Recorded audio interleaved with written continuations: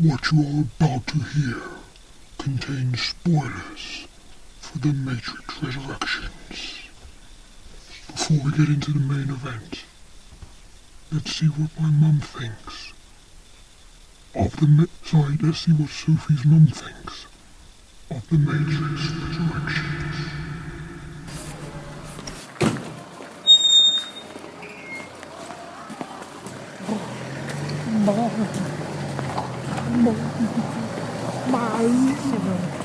Cyril. Who's Cyril? Sid. Oh, well, it's Sydney. Sydney, yeah, well, Sid is short for Cyril. Or Sydney. Cyril?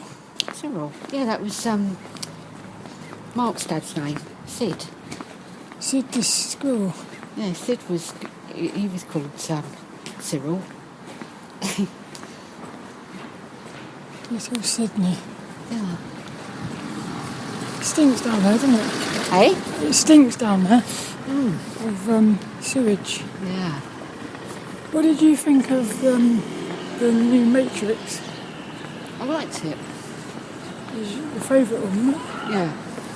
Why is that? Dunno. I think it was more exciting than the others. Yeah. Yeah, well, did you not like? Yeah, I liked it. But you didn't think it was that brilliant? I thought it was my third favourite. Yeah? As a carver.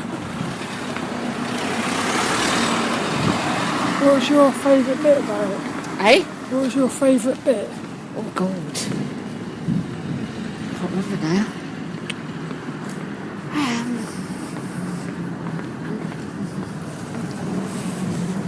The end bit, I think, when they were together. Yeah, because at the end, didn't it? Them two were finally together, weren't they? I can't remember. Yeah. That's right, isn't it? Yeah.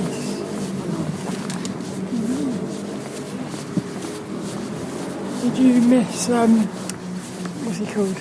No, What? that bloke with glasses. Agent Smith. Agent Smith, that's it. No, not really.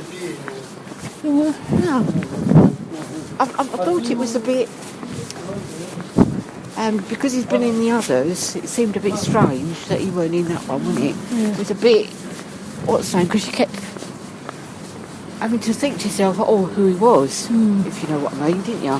He also looked a bit like the other one. Who was that bloke? Yeah, he didn't look hard enough, did he? No. If you know what I mean. Didn't have that hard look about him, did he? No.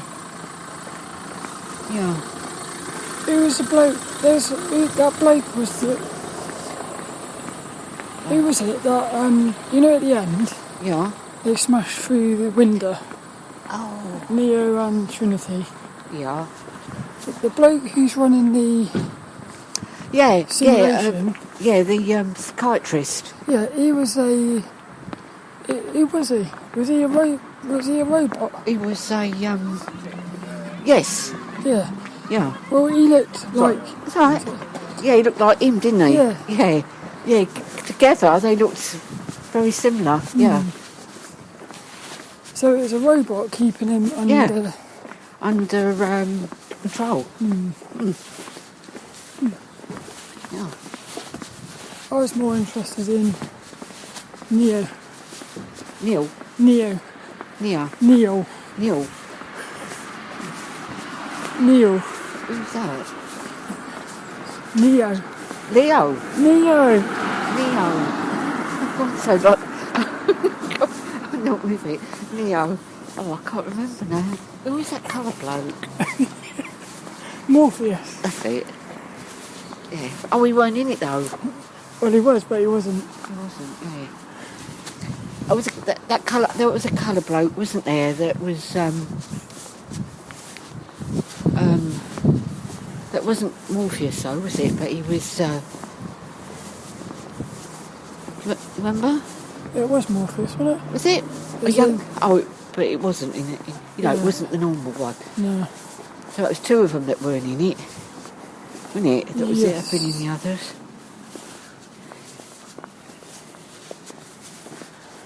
So we'd have a thought about that. Sold. Did you enjoy that then? What, Matrix? Yeah. Yeah, why? Did you enjoy your little review of the Matrix What do you mean? for the podcast? Hey? For the podcast? You haven't? Yeah. You ain't... Oh, you... I should have known. I wonder why you keep asking me a load of questions about it. Oh, Steve. I wish you wouldn't do that. Cut Alright. me out like that. Why not? I don't like it. Hello, this is Sophie Lawson from sophielawson.com, and this is episode 199 of the Sophie Art Podcast, which is a little podcast I do about the art and things. And this one here, lilDENNiS is with us. He's the co-host today in his little jumper, and it's the last podcast before episode 200. So next week's will be episode 200, and that's the sound of fans. No, it's not. Somebody wants to buy something, I think. What's this? This is a cinema ticket for The Matrix, and it's dated Wednesday, 22nd of December 2021 at 12:30, and I was sat in seat number 9, which is one of the numbers. So this podcast today, it's all going to be about The Matrix, the latest Matrix Resurrections. And I thought it was quite cool because I just thought the original Matrix was released in 1999, and this is podcast number 199. I think that's quite cool, isn't it? Sort of looks the same. But so what I'm going to do on this one is, well, what happened is I just started listening to a podcast called The Seeker Podcast with Dennis Nappy II, and the podcast was called Metaverse, Remote Viewing and Matrix 4. So he's talking about the Matrix on there, and you spell it, the Seeker is spelled Seiker, but I'll put a link and everything in the description. I started listening to it a little bit, and then when he started talking about the Matrix, I thought I'm going to turn this off, because I thought I want to do a podcast talking about the Matrix, but I didn't want anyone else's sort of opinions to influence my own. Because sometimes if somebody says something, it can actually change the way you think about something. So I wanted to talk about it the way I sort of think it is. So lilDENNiS is getting us into this one. lilDENNiS and Kitty in their little house. They're sitting in their little house now. And if you're watching on YouTube, youtube.com/Sophie Lawson, you'll be able to see them. So what I thought I'd do on this is, I'm going to do it like this. I'm going to talk about my overall thoughts about the 4 Matrix films and where I rate them all. Then there's going to be there's some of the topics I'm going to talk about is like the how it's like a video game. It's very much like a lucid dream, falling back asleep into a lucid dream. I want to talk about Agent Smith, Neo and Trinity, and I've got this little sort of metaphor type thing about carving a path in the forest. So what I'm going to do is I'm going to play a couple little clips of me talking, because as I was walking home from work this morning, I started thinking about this. I thought it was quite cool. So, but the first thing I want to do is 10 things that I love about the Matrix 4, Matrix Resurrections, and then also 10 things that I don't love. These are quick little things, and then I'll go into more detail in a minute. But trying to think about this, I could only come up with 9 things that I love, and then I could only come up with 4 things that I didn't love. So I thought that was quite cool. It's not like I had a massive list of faults with it. And the last one, it was me really sort of nitpicking. So for me, I think that shows it's a good film. If you like, nothing really bad pops out at me. Well, one thing does. Talk about that. So the 10 things that I love about the Matrix, I come up with 9. The first one I thought was the story, the relationship between Neo and Trinity, the video game idea. I'll expand on all these later. Number 4 was how it messes with your head, or how it messed with your head. Number 5 was no oracle. No, that's not what I love. That should be one of the things I hate.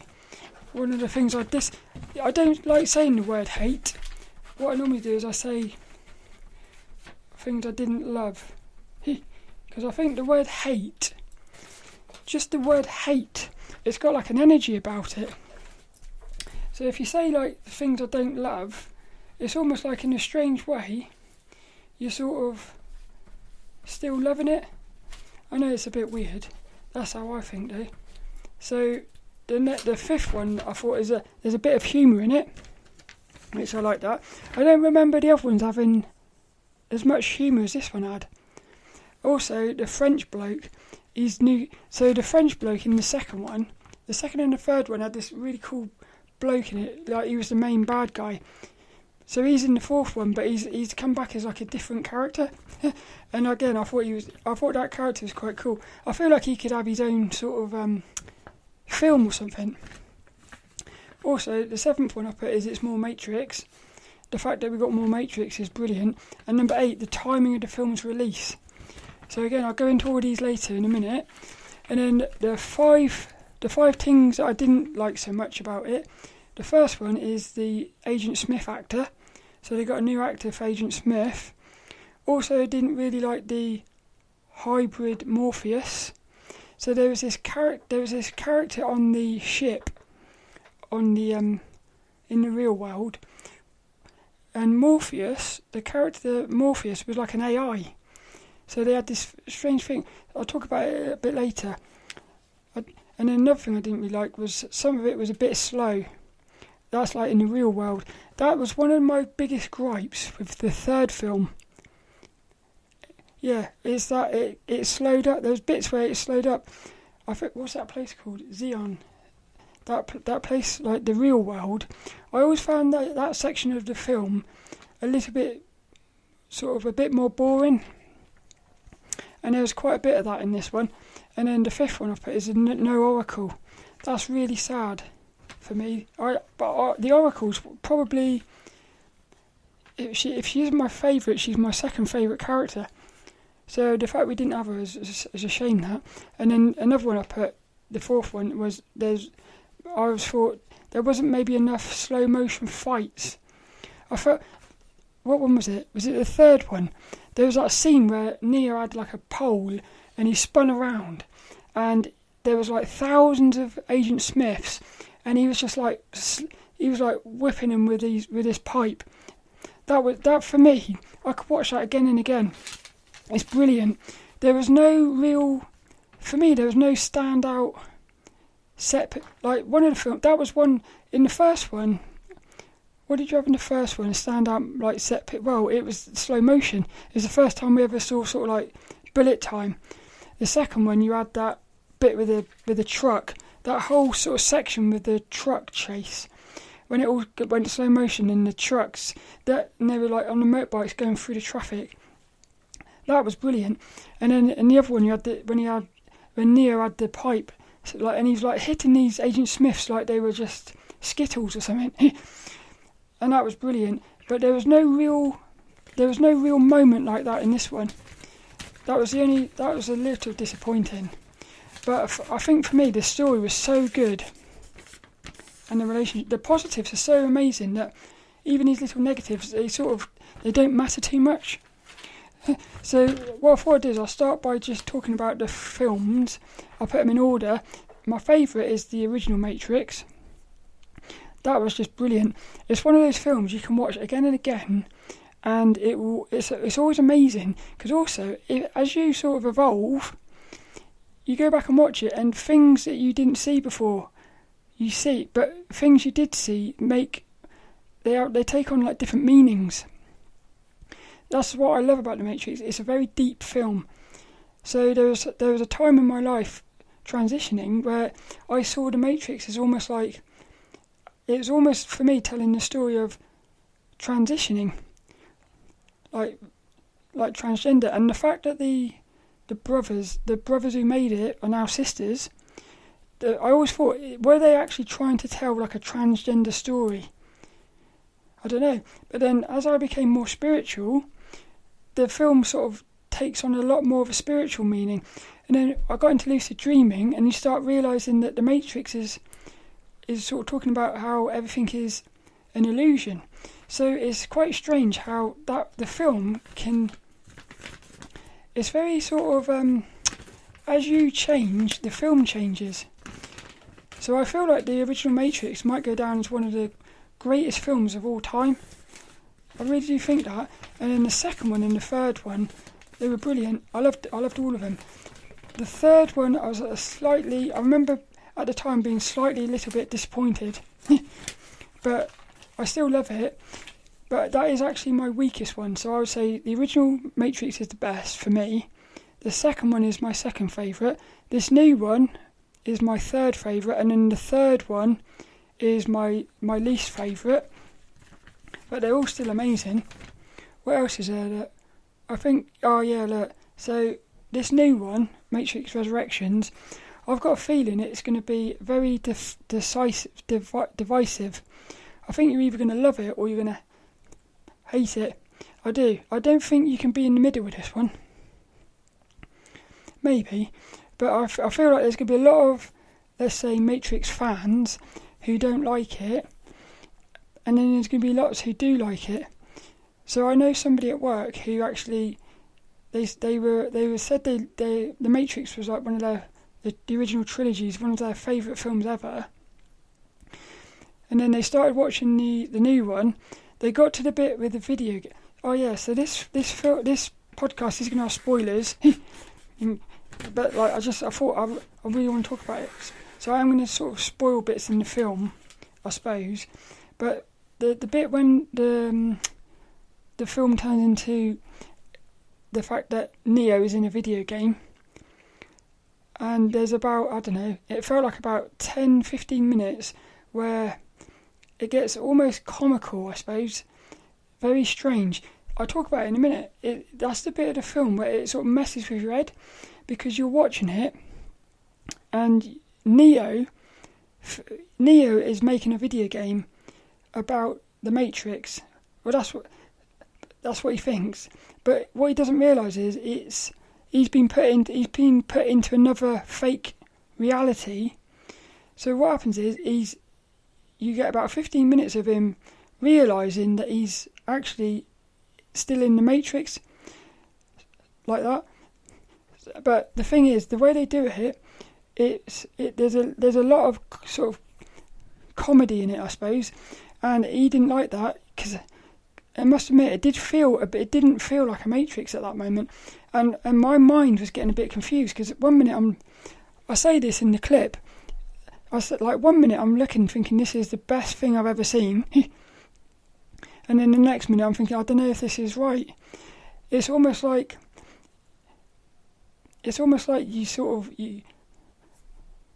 it depends. Like, if you can get through that bit, because what happens is you're sort of thinking, no, this is silly. 1 minute you're thinking this is silly, and then the next minute you think this is amazing. So, and unfortunately, he stopped watching it at that point. And I think there will be a lot of people who won't like that. They won't be able to get through that silly bit. But I like that.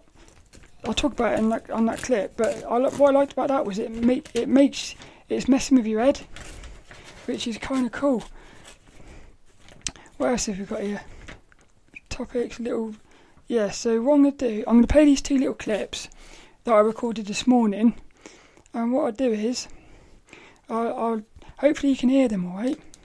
And if there's anything, I'll just say anything I think about it. But this was me talking about some thoughts about the film this morning. What I loved about the Matrix was it's very quiet. Neo and Trinity are now one. In other words, it's the entangled opposites that was the true power. The true one was both of them together. Oh, wait a minute, I didn't have it loud enough. Yeah, I'll replay this. What I loved about the Matrix was it's like Neo and Trinity are now one. In other words, it's the entangled opposites that was the true power. The true one was both of them together. Which again, you could look at that as transgender. if you wanted to, because you could look at it and think, is that saying that the true one is not male or female, it's both together? See, there's something cool there. What I also liked was that is, even at the end of the third one, Neo was enlightened. Yeah, basically fully enlightened. And then in the fourth one, he's gone back to being asleep again. Which I like that, because that's what happens. It shows you that even if you become fully awakened, you've still got to keep doing the practice, otherwise you're going to fall asleep again. And also, it's like a lucid dream. You're in a lucid dream, just because you become lucid, it's very easy to fall back into a regular dream again. But what happens is, if you become lucid and you fall back into another dream, you will actually, it's much easier to become lucid again than it is to become lucid for the first time. A bit like a river. No, I tried to make an analogy about a river, and then I realised it's better as a path. A river flowing down a thing, if the river gets covered up, doesn't mean the river's not there anymore. So all you got to do is uncover the river and you get back to the river. See? I got that wrong. But hey, what's happened here? It started recording again. No, I just thought of something there. Like the stars up in the sky. When the sun comes out, just because the sun's there, just because you can't see the stars anymore, doesn't mean they're not there anymore. So that's weird, isn't it? It's like the stars are always there, it's just sometimes you can't see them. But it doesn't mean they're not there anymore. What was that cool? Matrix, was it? Here, watch, I'll try and get back to... Covered up. But if you started removing some of the... Yeah, this is it. Doesn't mean the river's not there anymore. So all you got to do is uncover the river and you get back to the river. See? Yeah. In other words, what I'm saying is, once you've gone down a path, yeah, it's a bit like, imagine going through a forest and you make this path. Oh, why is it doing that again? It keeps, I don't know why, this phone's very strange. What it does is, it's got a mind of its own. I think there's a ghost in this. Here, watch this. On the outside, it would look like the... Right, third time lucky. Once you've gone down a path, yes, but... Watch this. Doesn't mean the river's not there anymore. So all you got to do is uncover the river and you get back to the river. See? That's what I'm saying is, once you've gone down a path, yeah, it's a bit like, imagine going through a forest and you make this path. And then, I don't know, for a couple of years you stop going down that path. What will happen is the path will get covered up. But if you started removing some of the weeds, the path will be revealed very quickly. In other words, on the outside it would look like the path's completely covered back like it was at the first place, when there was no path. But instead of having to spend 10 years creating the path, carving it out, you have to spend about a week removing all the brambles and stuff. That's what happens. If you become lucid, if you stop doing the practice, you fall back to sleep. But because you've done so much practice, what will happen is you actually, nothing ever goes to waste, in other words. It's always, doesn't matter if you fall back asleep, you can always get yourself back. And I would argue sometimes it's better to fall asleep, because when you wake back up, it can actually make you more sort of aware of what's happening, so that next time you don't fall back asleep. See? Like Neo and Trinity now, they're miles more awake than they were in the first instance. So if they hadn't fallen back asleep, they wouldn't have been as awake. Yeah, hello. I think that's cool. What I also liked was... Look, see, I just thought... What was it he said then? Oh, yeah. I said something which, fall back... Yeah. it's a bit like what I said on the previous podcast, I think last week. Something bad happens, it's bad, but in the end, you look back and it was the best thing ever. It's the same thing. In the Neo went back and fell back into like a video game. Well, he fell back into the illusion. Basically, in the third films, he had woken up and he had become like a god, fully awakened. But obviously, during that period, during the two, he's obviously somehow, instead of keep doing the practice to keep himself awake, he's managed to fall back into the illusion. So in the moment, he's fallen back into the illusion. So in the Matrix Resurrections, he's fallen back into the illusion. And that would look like a bad thing. But by the end of it, him and Trinity have come out as one. So they're now even more powerful than Neo was at the end of the third one. Because they've come together. So he had to go through that bad bit, which was falling back asleep, which was also risky, because he may never have woken back up again. So he could have stayed in the illusion forever. But by coming out of it, he's even more awake now than he was before. But that only happened because he fell back to sleep. See? So it's almost like that was actually a good thing. I do like that. What's the next bit? There's another clip here. This one's 4 minutes long. I don't know what I was talking about in this one. He created that game, the first bit with the fake Morpheus and Trinity, because... Oh, so this is the bit when he's created a video game. When the film starts, we see Morpheus and Trinity, but it's not really them, it's like a fake one. Turns out it was actually Neo sort of creating a game, trying to recreate the game, which he didn't realise was it was actually, for me, that was him inside of him trying to get him back awake. See, this is what happens. Yeah. Game, the first bit with the fake Morpheus and Trinity, because some part of him knew that was the truth. See? So even though he didn't know it was the truth, he knew. Which is what's happening to us. We know. You can feel what the truth is, even if you don't know. So I do like that bit, even though I thought it was a bit weird, because I wanted Morpheus to be Morpheus and stuff, and it felt a bit cheap and sort of.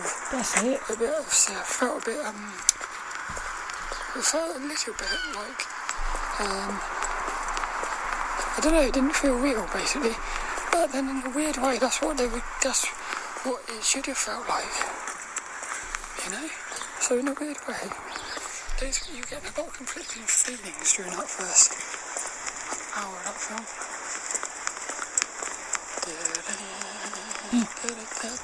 I think I was walking past someone at this point.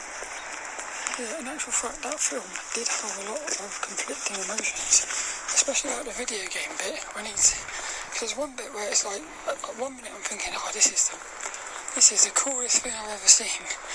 And then a second later I'm thinking, actually this is a bit silly. And then I'm thinking, this is cool. And then I was like, I don't know if I like this. That went on for about 30 minutes, feeling like that. But I think it's brilliant because of the fact it made me feel like that. You see?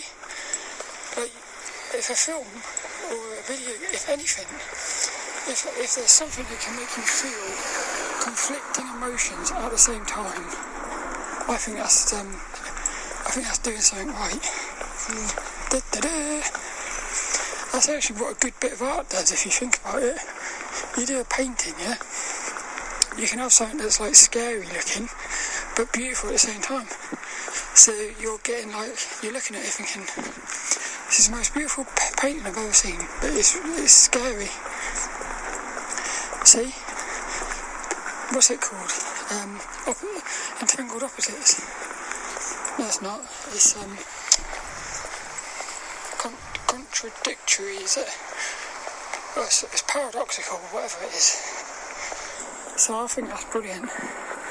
What I also liked was the way that a lot of the film was mimicking the first one, as if it was like replaying the past, almost like a bit of a deja vu.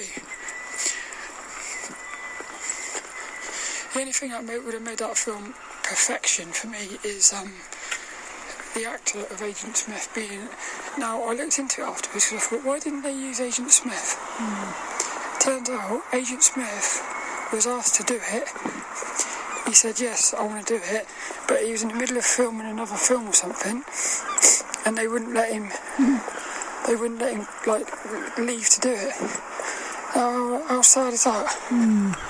What that means is, he wanted to do it. The producer of The Matrix wanted him to do it. Everyone wanted him to do it. It's just it wasn't meant to be. But, what I like about that is that the show must go on. There was even a bit in the film where they said, look, we're making this film no matter who shows up. See, that's how cool it was. They were actually hinting at, what they said was, Warner Brothers, inside of the film they said, Warner Brothers is going ahead with this film whether you want to play your part or not. So it's like they were breaking the third wall, they call that, it was cool. But also, Neo was going through a sort of a breakdown inside of the film, as we are as well. So it's almost like sometimes they're making you feel like what Neo was feeling. Very clever. That's what I love about it. See, that's the bit when I think people will get turned off by it, because what happens is you start feeling what Neo's feeling. So I almost look at that as the people who turn it off at that point. It's almost like that would be Neo saying, no, I'm not having this, and going back into the illusion. But if you stay with it, you wake up. See, it's very. I don't know if they were meant to do that. I think they did. I don't know. That's what I got from it. I thought that was brilliant. Like I said, the only bit that wasn't was Agent Smith. So it makes me wonder, what do you think The Matrix would be like without Keanu Reeves? Do you think it would work without Keanu Reeves? I don't think they could have Neo be played by anyone else. I'm not sure, but then they've done it with Agent Smith. But my problem with the new actor, the new Agent Smith, was it wasn't Agent Smith. He was too sort of clean and proper, whereas the original Agent Smith was very hard and edgy, but real. Also, the way he talked, like Mr. Anderson. See, I missed that. Now, imagine if it had been. Imagine this film with the original actor of Agent Smith playing the video game boss of Neo. See, that would have been so much cooler, because it would have been like you would have been watching that thinking, hang on, these two are working in an office making a video game together. That would have been cool. But because you didn't quite know that was Agent Smith until a bit later, it didn't have the same impact. So I feel like that was actually, for me, that was quite an important character that should have been in the film for a bit more impact, I think. The other thing was that the new Morpheus, I liked him, but in a weird way, I liked that they did do that.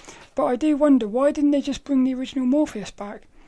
I don't see the point in not having, because I looked into that as well, and the original actor of Morpheus, he wasn't even asked, because I think he wanted to come back. He would have done it, but they didn't even ask him. So they actually wanted a new actor for this new Morpheus, which I can kind of understand, because they're trying to show that. I think what they're trying to show is that the same things can happen in different characters. Like, in other words, you can have somebody going through an addiction. It doesn't have to be that person. It can be a completely different person going through the same thing. So it's almost like it doesn't matter about the body. It's the sort of essence of the character that's important. But I still think the original actor of Morpheus was brilliant.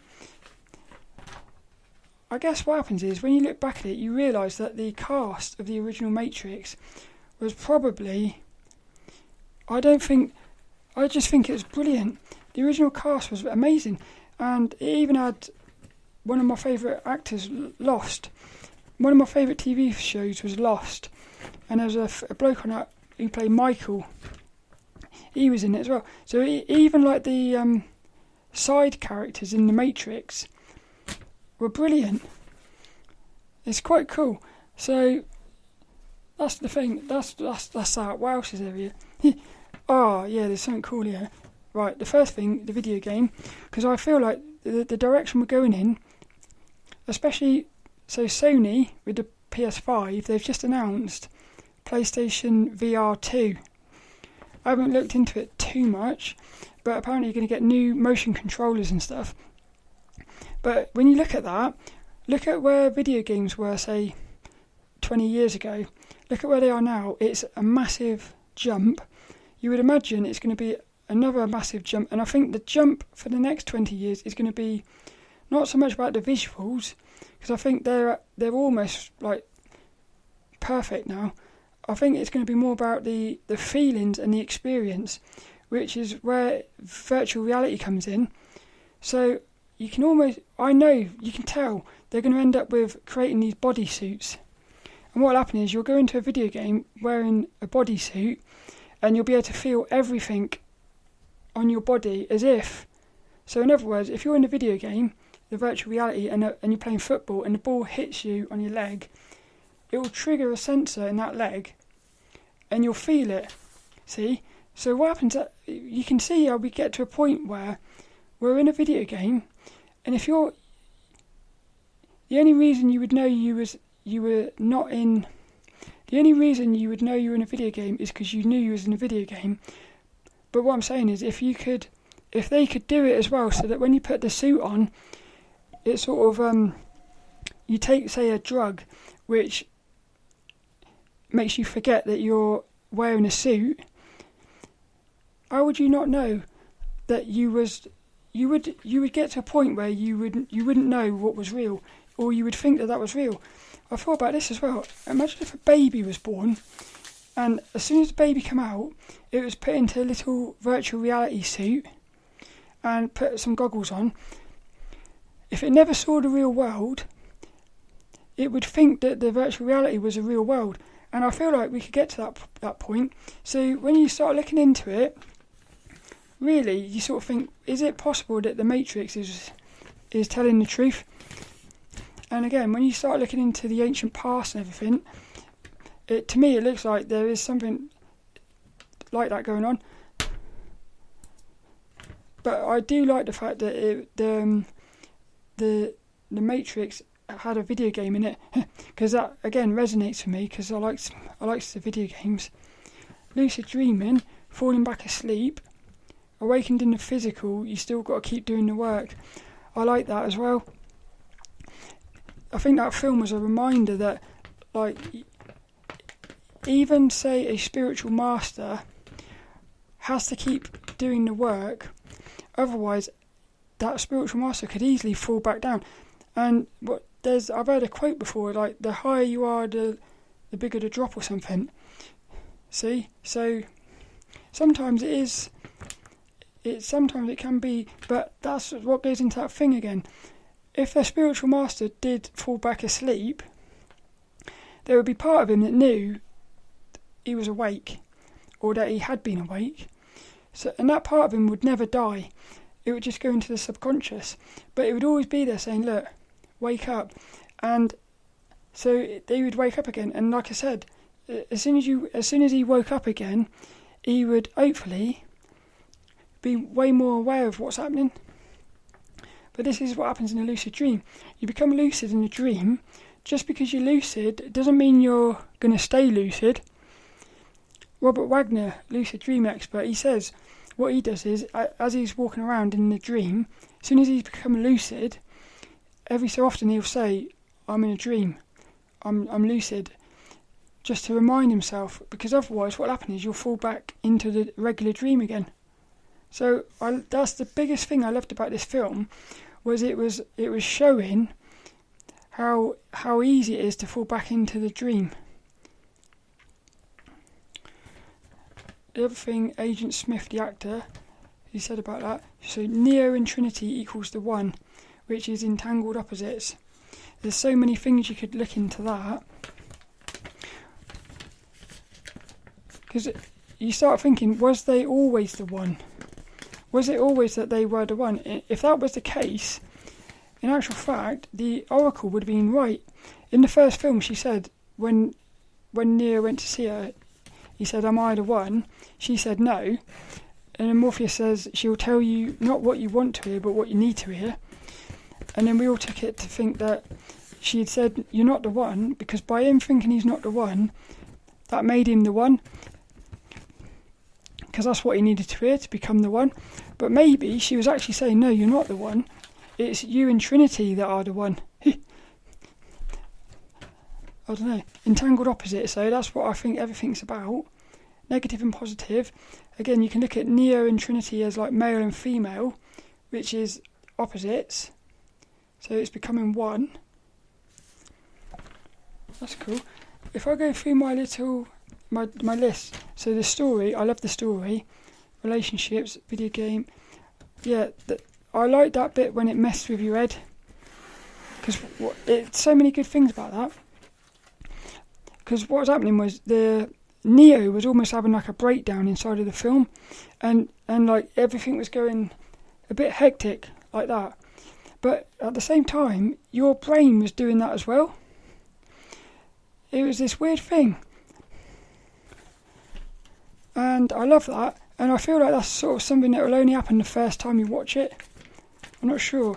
There's sometimes that, like, the next time you watch it, because you know it's coming, it won't be as good. So I like, and then a bit of humour. Yeah, sometimes I thought that was good, sometimes I didn't.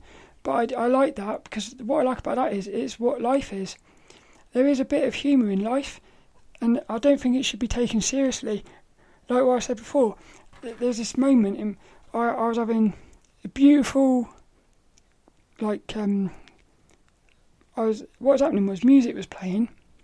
I was completely in sync, and I was like, beautiful. It was beautiful. And then I farted, and I started laughing because I thought, I'm having this beautiful connection here, like as if like sort of a spiritual connection with the music, and then a fart brings it back to reality. It was almost like that was the universe saying, look, don't take this too seriously, have fun. So I like that. The French bloke's new character, they turned him into like some sort of, I don't know, he was weird, he was. He'd gone like into a crazy man. But I feel like that could be he could have his own film, I think. The Adventures of Crazy Man. And then the timing of the film's release. So at the moment, what is the world going through? At the moment, we are going through this transition period, which is all to do with freedom. And again, I think this film is all about that. If you go into it thinking about that, you can see, because they were saying, one of the things about the Matrix is most of the people are not ready to wake up. They don't want to be unplugged from the Matrix. That's what's going on now, I think. You've got all this stuff with face masks and stuff, which is we're losing our freedom. But like in the Matrix, what do you want? Do you want to hang on to the illusion or set yourself free? Taking the red pill or the blue pill? So I feel like it's actually really perfect timing for what's going on at the minute. I didn't like the Morpheus being an AI, like, I didn't like the fact that they had some sort of like AI robot thing helping them, because I felt a little bit like that was somebody in our reality saying, look, we want the robots, we want a helpful robot so that it makes the viewers think that they can be friends with these robots. See, I felt that for me felt like there was a sort of a hidden agenda going on there. But then at the same time, is that me being judgmental of robots? Because if robots are coming, which I suppose they are, it's inevitable. Inevitability, Mr. Anderson. I think it is inevitable we're going to be living side by side with robots. So surely I shouldn't be judging robots, because otherwise that's not fair, is it? So again, I didn't like that, but it made me think, I suppose. Like I said, I always found the real world of the Matrix, the bit where the robots have taken over, or the Sentinels, I always found that bit a little bit slower, because it was always more sort of story based, those bits, and there was a lot of that in this one. But there was a cool scene actually when she was piloting that ship through. Was that this one? I think it was. She was piloting it in through. Yeah, that was cool. She went through like a sewer pipe or something in the ship. That was cool. So there was cool bits in that. More slow motion fights maybe. I'm not sure.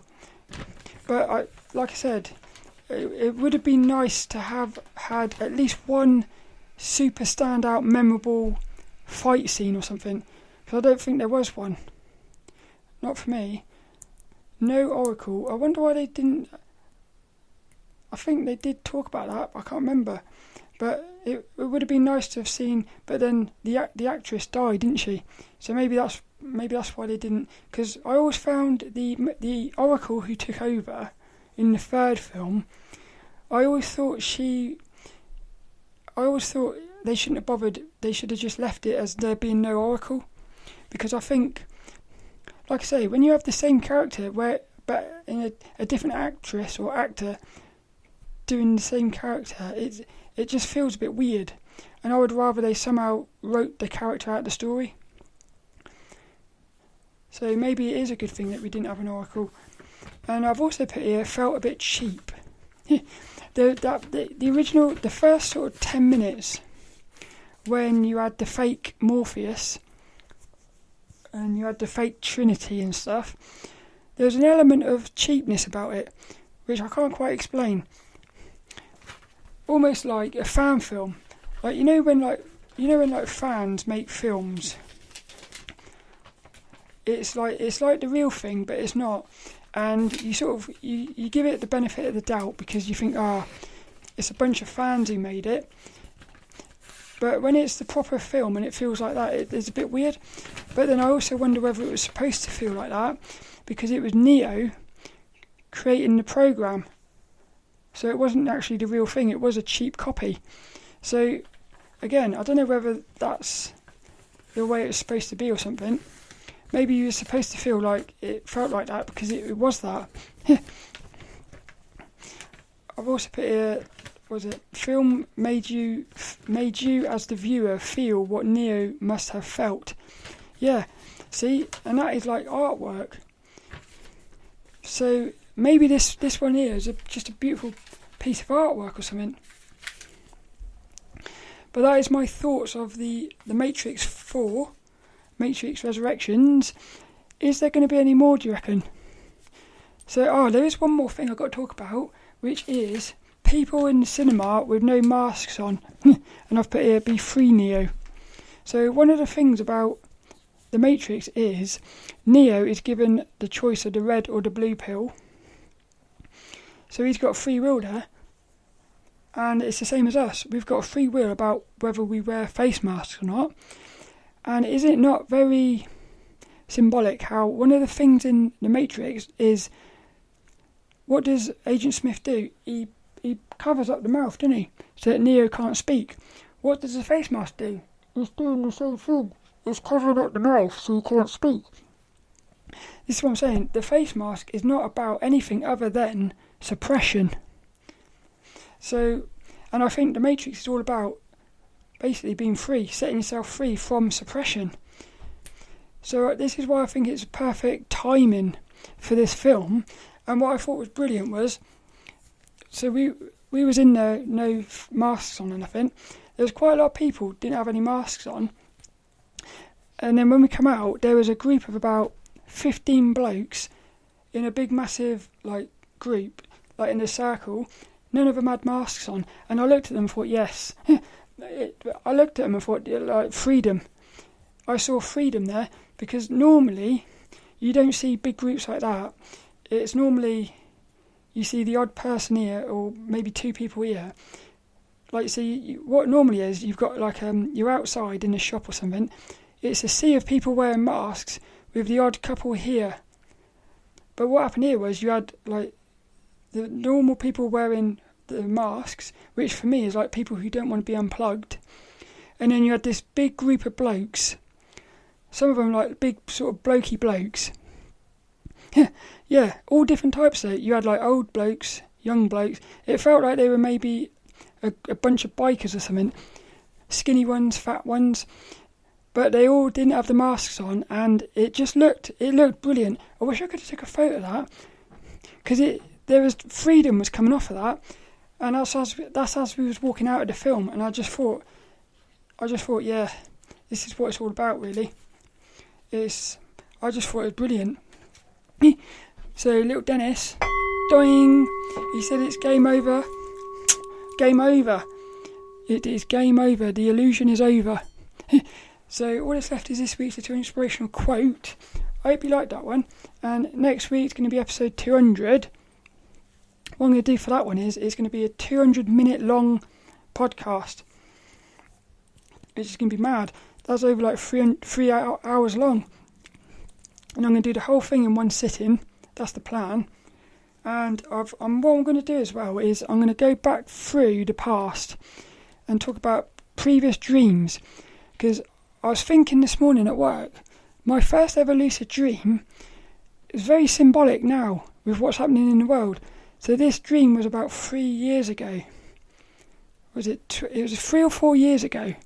Before any of this stuff happened with all this face masks and whatnot, with the virus. And what happened was, in the lucid dream, which was a spontaneous one, I was standing there, and in the sky, to my left, there was a swarm of, it was like dead, a swarm of dead birds, almost like a plague, flying through the air in that direction. And then over here was a beautiful oasis. It was beautiful, like a rippling ocean with a rippling water with the sun sparkling on the surface. Beautiful bright colours, greens and blues. And in that dream, I had a choice, because I was lucid. I had a choice. Do I go follow the deaf birds, or do I go? And I chose to go towards the oasis. So I felt like, looking back now, it's almost like saying you got a choice. Do you go towards the negative or the positive? I never thought about that until this morning. And then I've been thinking about a lot of my other lucid dreams as well, and I've started realising, I don't know, it just seems like a lot of my lucid dreams through that first year especially, that you could almost look at them as almost sort of premonitions. A bit weird. So all that's left is this week's inspirational quote, and I've got a bunch of Morpheus quotes. So my favourite characters in the Matrix is the Oracle, Morpheus, and Neo. They're my three favourites. They're the three that pop, and I feel like Morpheus is my favourite, just because I think he's cool. Yeah. So I've got a bunch of quotes from Morpheus. What I like about Morpheus is as well, he's he's the one that sets Neo free. Well, he doesn't. Neo sets himself free, but Morpheus is the thing that helps him. So these are some quotes from Morpheus. I've got 1, 2, 3, 4, 5, 6 of them, and then I'll pick my favourite. So this is what Morpheus said. He said, "Have you ever had a dream, Neo, that you were so sure was real?" And again, this is like lucid dreams. Well, because what happens is when you have a false awakening and you realise that it was actually a dream, you wake up from that and you're like, how do I not know that this right now is a dream? Because the false awakening feels more real than what's real. So if that's possible, it's got to be possible that this is a dream as well. The other thing is, he said, another one, what you know you can't explain, but you feel it. You felt it your entire life. Yeah, and that's actually, that quote is played at the start of the Seeker podcast. That podcast, I'll put a link in the description. He plays that quote, and I love that. That for me is brilliant, because like I said before, it's almost like we were. I reckon we were all awake before, and we've all fallen asleep. But there's something inside of us that knows that we're asleep, and it's trying to wake us up. That's what this is. Here, look. Don't think you are. Know you are. And that's the bit when Morpheus does I do that sometimes when I'm outside.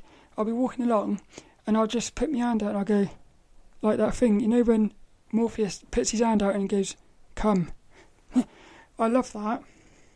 That's what I love about Morpheus. He's got a playful coolness about him. I think he's probably one of the best characters.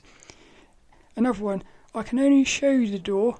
You're the one that has to walk through it. Exactly, and that's the beautiful thing about this.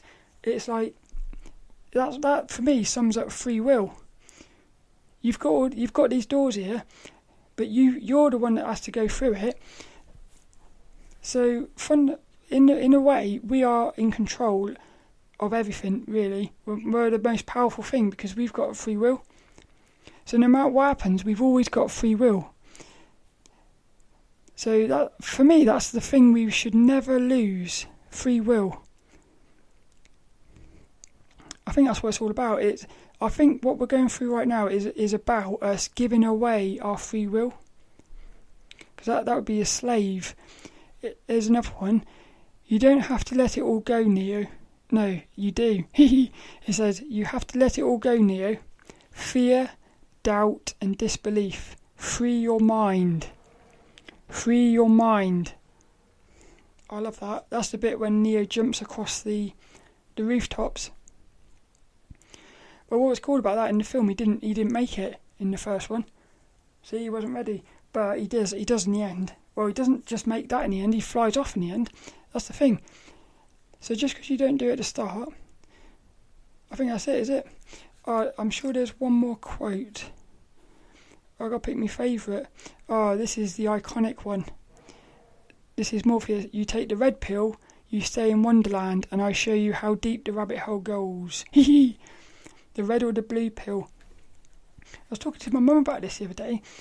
So the red pill sets him free, and the blue pill would have kept him asleep. But I feel like they should have done it the other way around. Because I feel like the red pill, for me, red symbolises negative, and blue symbolises uplifting and positive.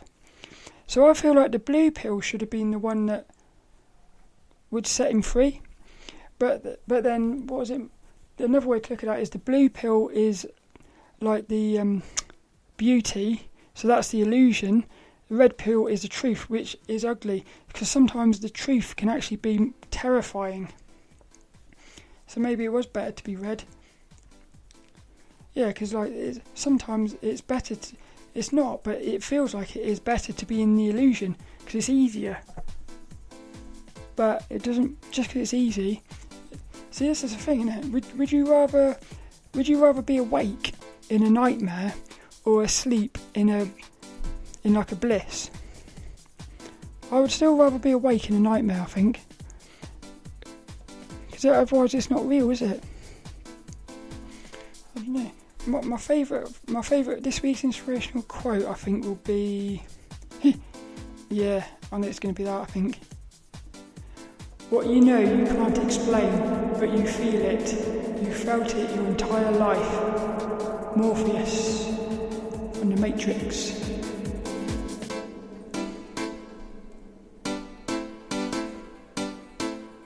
Hey? Podcast. You're welcome.